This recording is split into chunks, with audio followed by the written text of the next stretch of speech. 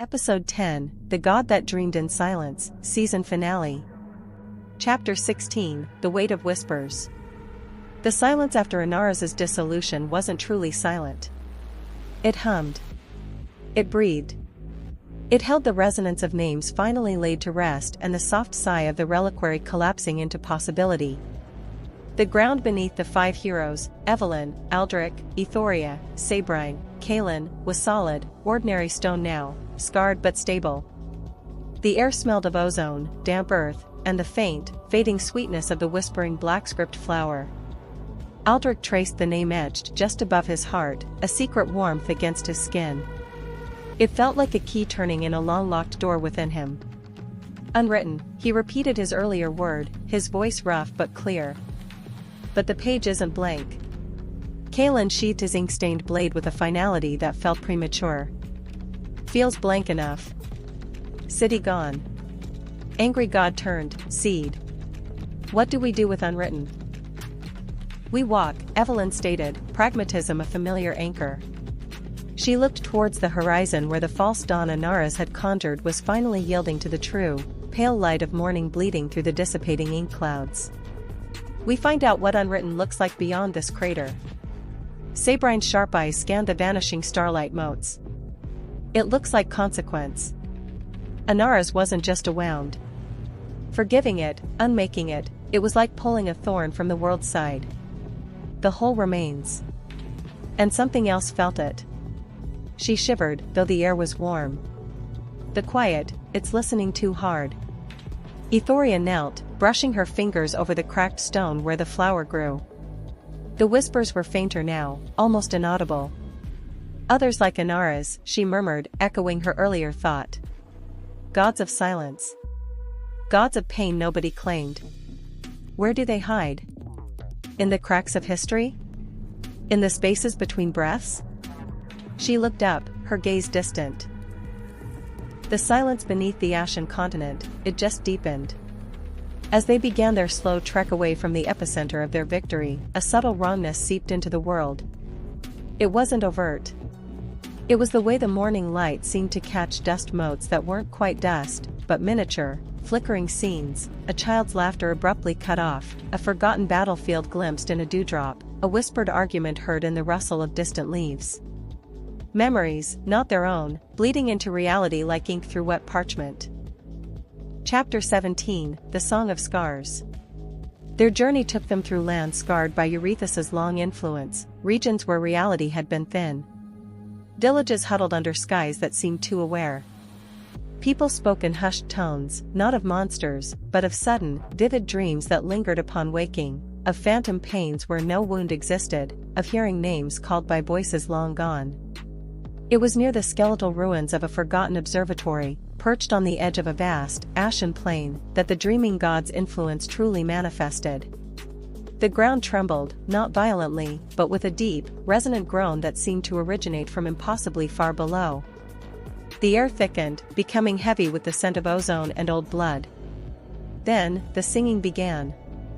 It wasn't a sound heard with ears, but felt in the marrow, in the pulse of blood, in the very structure of thought. A low, discordant drone, layered with countless whispers, cries of anguish, screams of rage, whimpers of despair, the hollow silence of abandonment. It was the sound of pain remembered, not as narrative, but as raw, unfiltered sensation. The song of scars etched into the world's bones. Kaelin clapped his hands over his ears, uselessly. Gods below. Make it stop.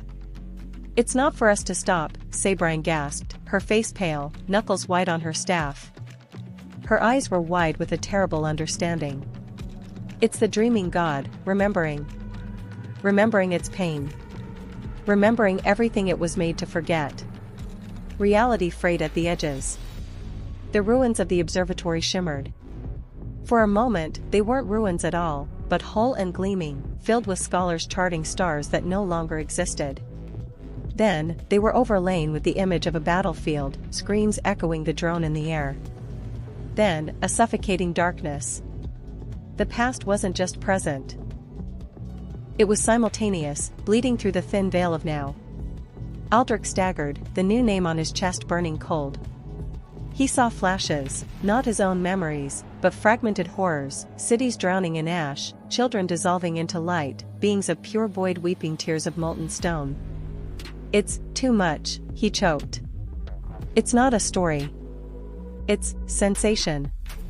Agony. Evelyne grabbed his arm, grounding him. Her own jaw was clenched against the psychic onslaught. Anahras was a story we could understand. This is the raw material. The pain before it was shaped into a god, or a myth, or a scar. Aethoria stood very still, tears streaming down her face, not from sorrow, but from sheer, overwhelming sensory overload. It's alone, she whispered, the words ripped from her against the drone. So utterly alone in its remembering. It doesn't know how to be anything but pain. The ground split open near the observatory's foundation. Not a chasm, but a seepage. Thick, viscous darkness, shimmering with trapped, screaming light, bubbled up like tar. It didn't spread aggressively, it pooled, radiating waves of pure, unadulterated despair. This wasn't an attack. It was an oozing wound in the world, the dreaming gods remembered anguish made manifest. Sabrine slammed her staff onto the trembling ground. A circle of silver light flared around them, a fragile shield against the worst of the psychic torrent. We can't fight this like Eurethus, she yelled over the drone. We can't forgive raw sensation. We need to contain it. To give it a shape other than this. Chapter 18, The Name Unspoken. The pool of remembered pain pulsed, sending out waves that made the very air vibrate with suppressed screams. The shield Sabrine held flickered precariously. Kaelin stood guard, blade drawn, though what enemy could he strike? Evelyne scanned the chaotic, overlapping visions, looking for pattern, for weakness, for anything. Aldric clutched his chest. The name etched there burned, a counterpoint to the cold dread flooding him. His name. His choice. His unwritten beginning. He looked at the seeping wound of the dreaming god's anguish, the antithesis of that. Unchosen. Unformed. Pure, nameless suffering. It needs a name, he rasped, the realization striking him like a physical blow. A name? Evelyne shouted back, incredulous. Like Anahras? We offered that. It refused. It doesn't want story. Not its name. Aldric pushed forward, towards the edge of Sabrine's shield, towards the seeping darkness. The drone intensified, threatening to shatter his thoughts. A name for the pain. Aethoria's eyes widened in sudden, desperate understanding. The name we give it.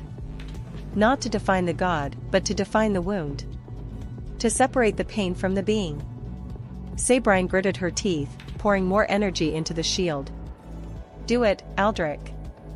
But choose. Choose what this pain is to us. Aldric closed his eyes, not against the horrific visions, but to focus inward. He felt the weight of the map that had once been on his chest, gone now, dissolved with Anahras. He felt the solidity of his new name. He felt the shared burden of the five of them, standing against the tide of forgotten agony.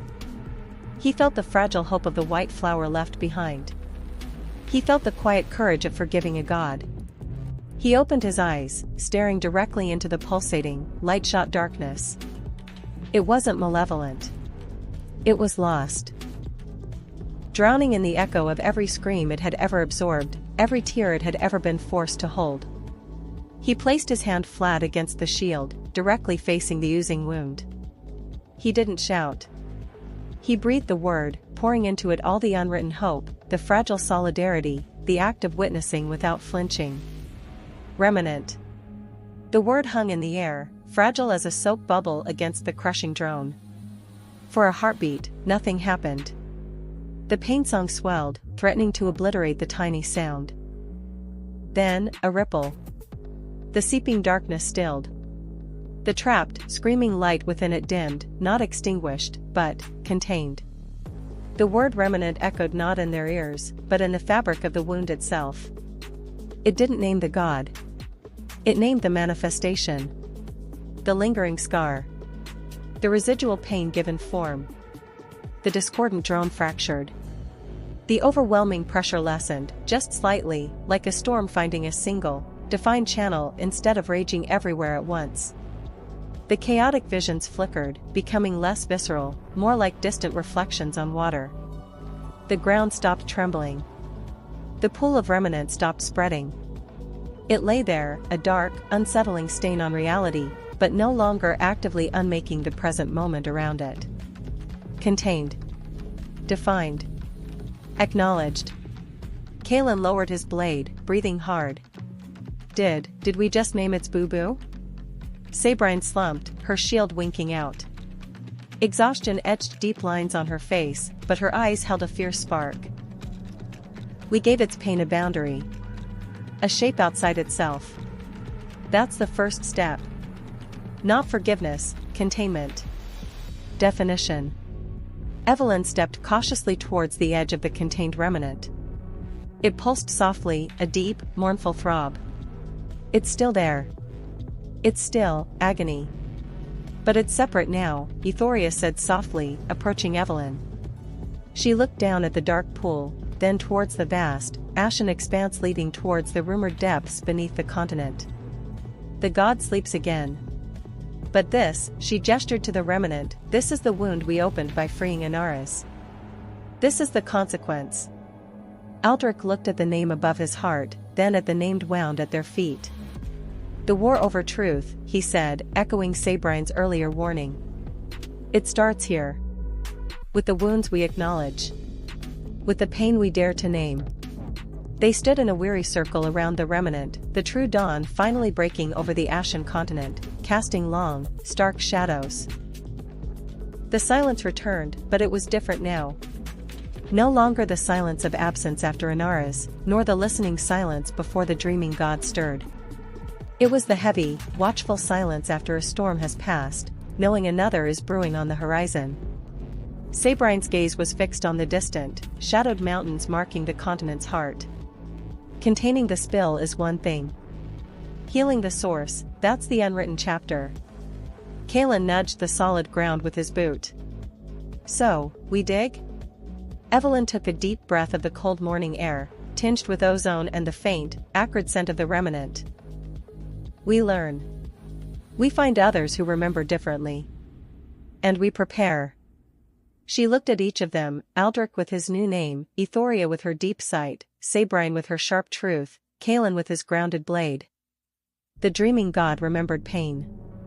Maybe we can help it remember something else.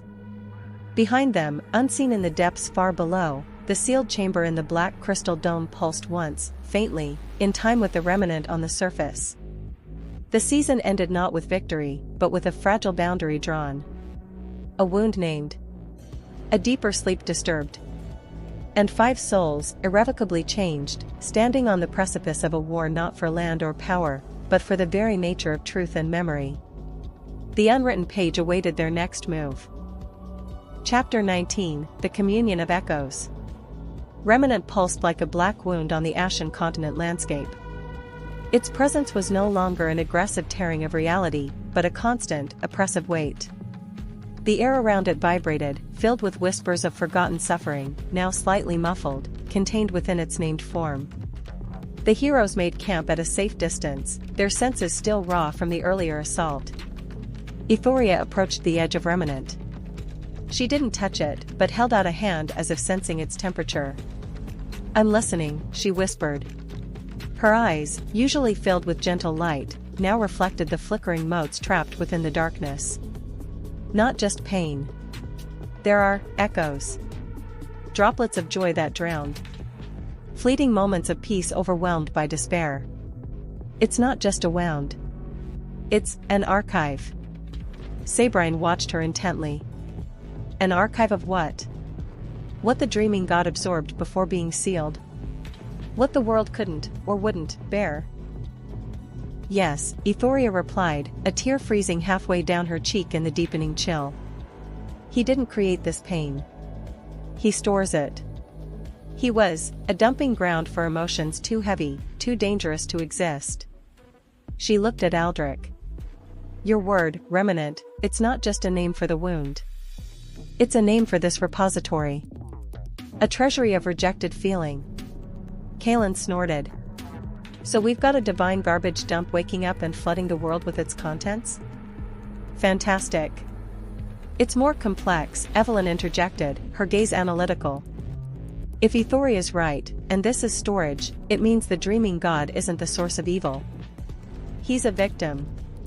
A victim of overflow. She touched the ground. And us, freeing Anahras, we pulled one plug. Relieved one pressure point, but created an imbalance in the whole system. Aldric felt the name on his chest pulse in time with Remanent. So what? Pry the lid open and, what? Empty it? That sounds insane. Not empty, Sabrine took up the thread, a spark of understanding in her eyes. Process it. Give what's inside a new form. Like we did with Anahras, but on an unimaginable scale. Remanent is a physical overflow. We need to reach the source. The chamber under the continent. We need to speak to the keeper. Chapter 20, The Path of Bone Light. The journey deeper into the Ashen Continent was a march through a landscape of trauma. The earth was cracked, occasionally revealing veins of black, crystal and mineral that pulsed with the same ominous light as the prologue's inscriptions. The air grew denser, heavier with unspoken histories. Even sunlight reached here muted, as if filtered through layers of ash and sorrow. Aethoria led them. Her connection to Remanent, though draining, acted like a compass. She sensed subtle tremors in the fabric of reality, streams of accumulated suffering flowing towards the center. Sometimes she stopped, touching black crystal or cracked earth, her face contorting in a grimace of pain or fleeting relief as she momentarily shouldered an echo trapped within. Here, a battle, she whispered one day, kneeling beside a particularly large fissure. Not soldiers. Thoughts. Ideas that clashed so violently they left a scar. From a nearby crystal seeped a trickle of black, viscous substance, a micro-remanent that immediately soaked into the earth, flowing downward. Kaelin tightened his grip on his sword hilt. Does that mean the closer we get, the more of these leaks? Yes, Sabrine confirmed, her magical shield ready to deflect a sudden outburst.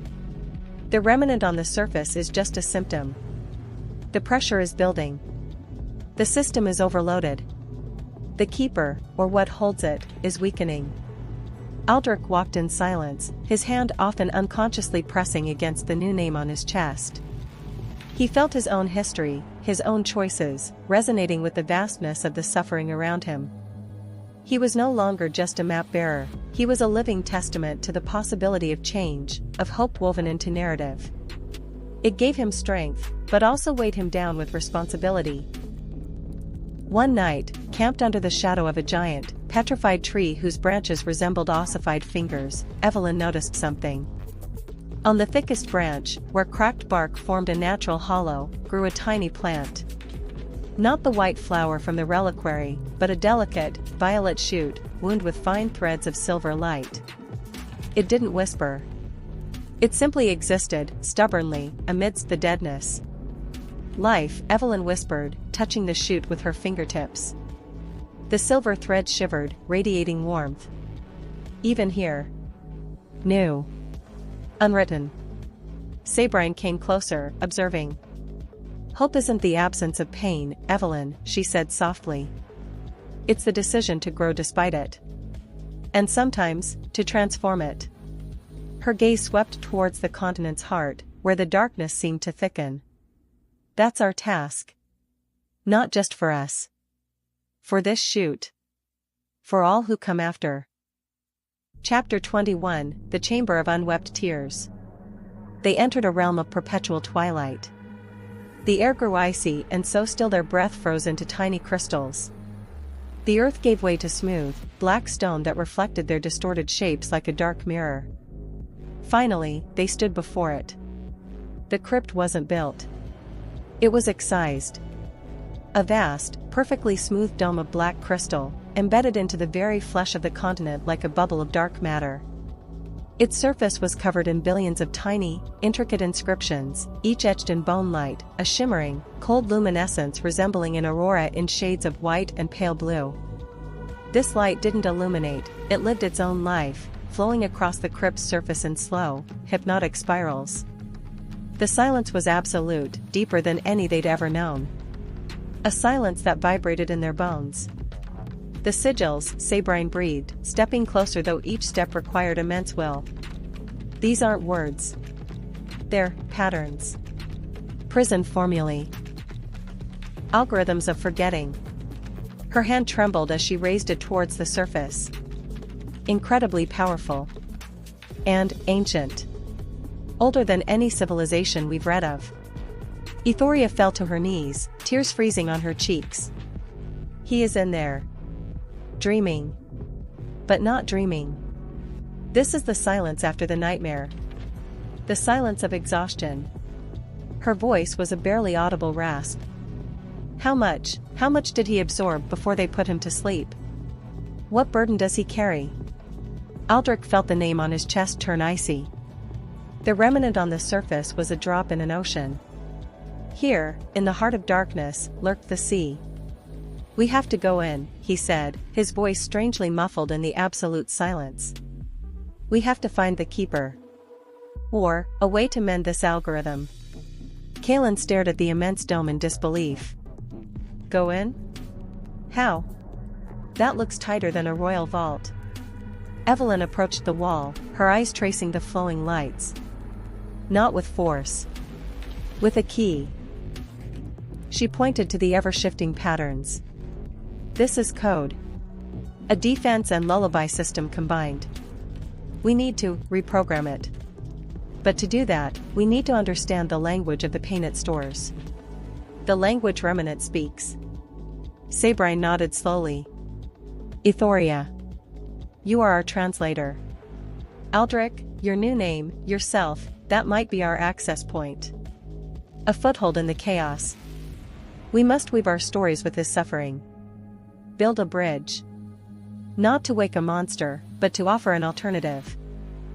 Chapter 22, The Keepers of the Seal. As Sabrine began weaving delicate threads of her magic into the flowing bone light, and Aethoria focused on reading the emotional substrate of the inscriptions, the crypt's surface shivered. Not violently, but like the surface of a lake disturbed by a stone. The shimmering lights dimmed momentarily, then coalesced, forming three ethereal figures before them. They were not human. Not even material. They resembled wraiths woven from the bone light itself and the shadow of the crystal. Their forms were fluid, shifting, sometimes like warriors in archaic armor, sometimes like hooded, stooped figures, sometimes like abstract geometric shapes. They had no faces, only clusters of the same shimmering sigils that covered the dome. They radiated an aura of profound weariness, ancient vigilance, and a chilling, impersonal purpose. Keeper sigil, voice like grinding stone halt, intruders upon the final silence.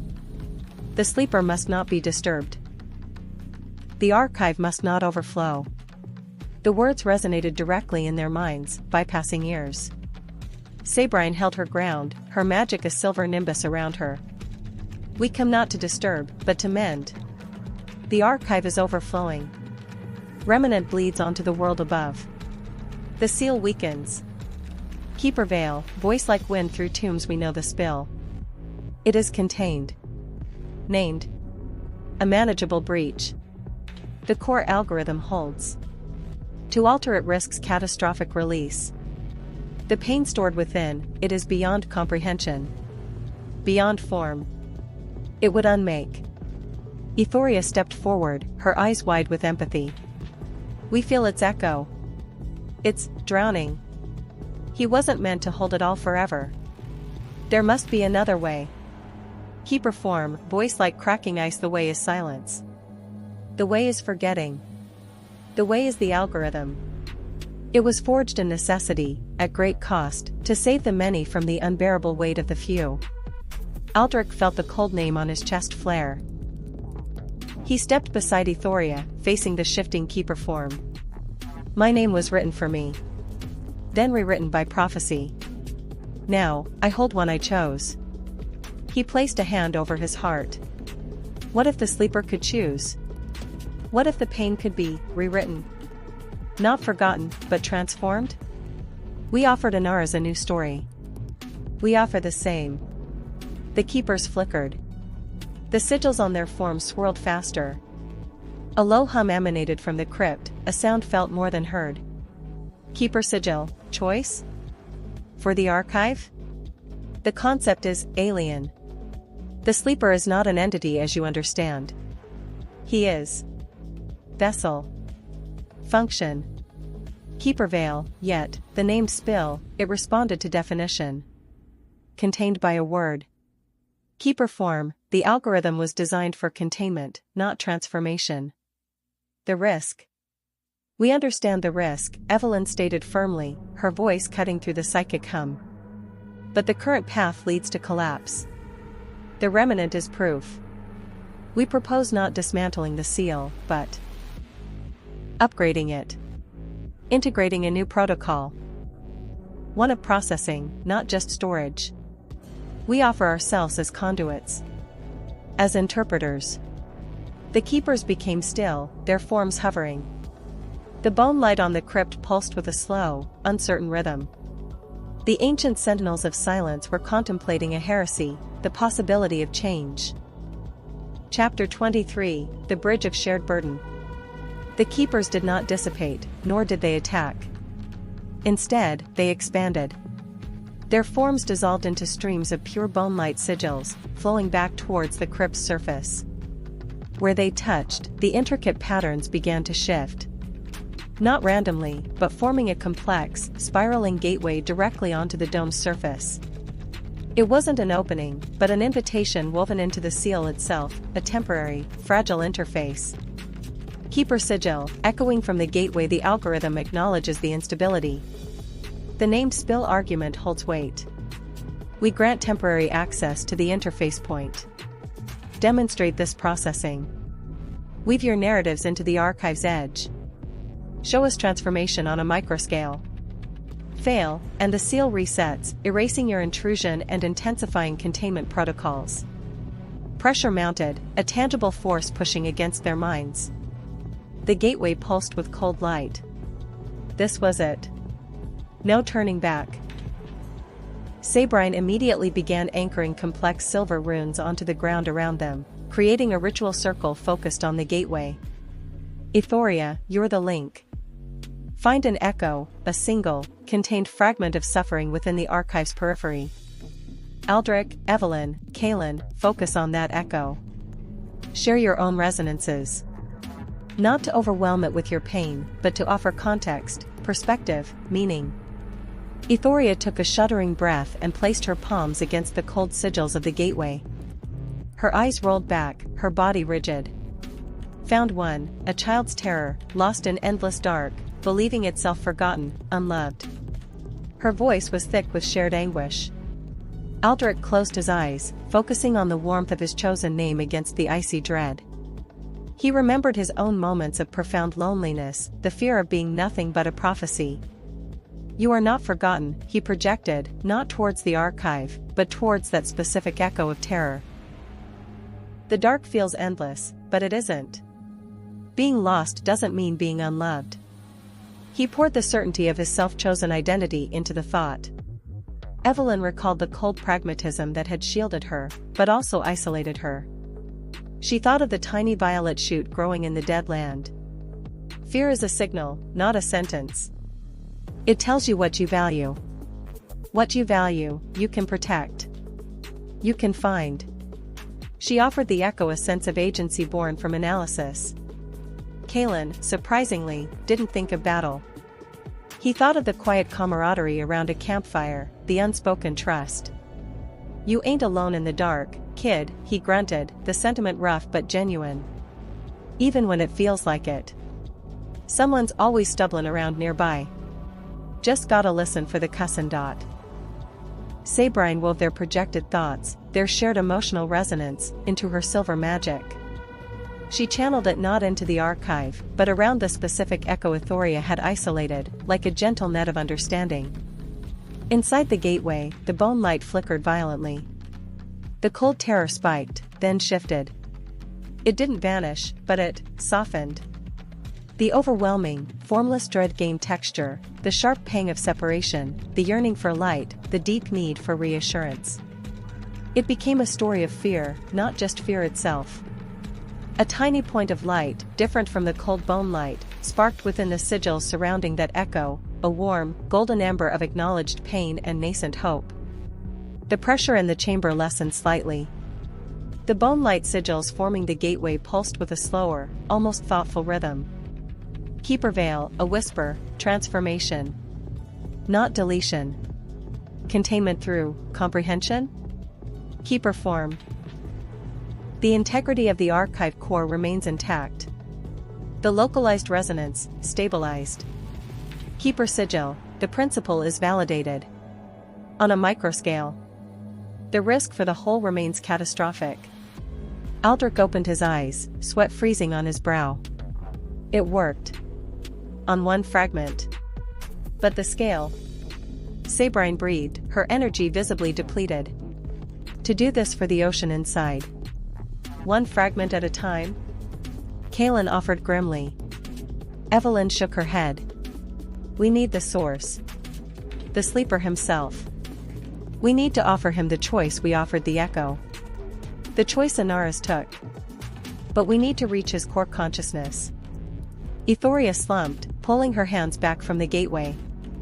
The warm ember within the sigils faded slowly. He sleeps because remembering is agony. How do we offer hope to something that only knows the weight of the world's forgotten pain? The bone-light gateway began to dim. The keeper's presence receded. The temporary interface was closing. But the crack in their doctrine of absolute silence had been made. The season ended not with an answer, but with a terrifying, fragile possibility hanging in the frozen air of the chamber. They had proven transformation was possible. Now, they needed to find a way to offer it to a god made of silence, before the ocean of pain broke its shores forever.